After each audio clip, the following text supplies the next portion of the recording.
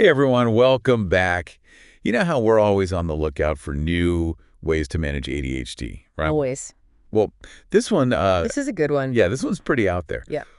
But some people, maybe even you listening right now, are really into this whole cold exposure thing. Right. Like ice baths, cold showers, the works. Yeah. And, we always like to keep an open mind here. Of course. Yeah. So we decided to dive into the research and see if there's actually any connection between cold exposure and ADHD. Exactly. Separate the hype from the. The fact from the fiction. Yeah, the Yeah. hope from the hype. Yeah. And you know what? There might actually be something to it. Yeah, there's some interesting stuff in there. So let's get right into it. Yeah. The research we looked at suggests that cold exposure could potentially be a really useful tool for dealing with ADHD symptoms. Hmm. And a lot of that has to do with this neurotransmitter called norepinephrine.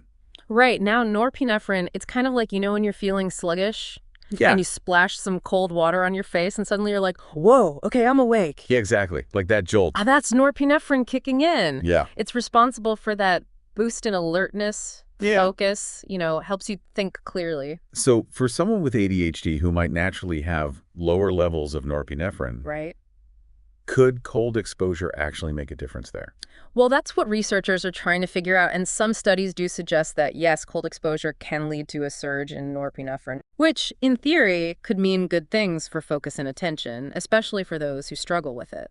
That's really interesting. So how cold are we talking here? Because I'll be honest, the thought of a freezing cold shower first thing in the morning, it's not exactly my idea of a good time. Right, and you don't have to go to that extreme, at least not right away. Okay, good. Start small, maybe just a minute or two of a colder shower than you're used to, or even just splashing your face with cold water.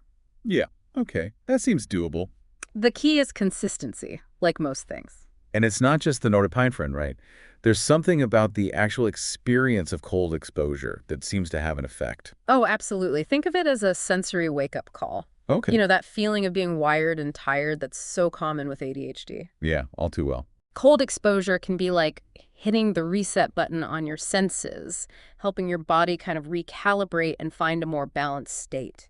That actually makes a lot of sense because I know people with ADHD sometimes use things like weighted blankets Exactly. or fidget toys, and it's that sensory input. Right. Providing that input that can be calming or in some cases help with focus. Cold exposure is kind of similar in that way. It's like a different kind of sensory input. Instead of touch or pressure, it's temperature. Exactly. And for some people, that can be really helpful in managing those ADHD moments. So it's less about like curing ADHD and more about having an extra tool in the toolkit, right? Exactly. It's not a magic bullet, and it's definitely not a replacement for medication or therapy, if that's what's working for you. Of course, yeah. It's about finding what works for you, and this might be one more thing to add to your routine.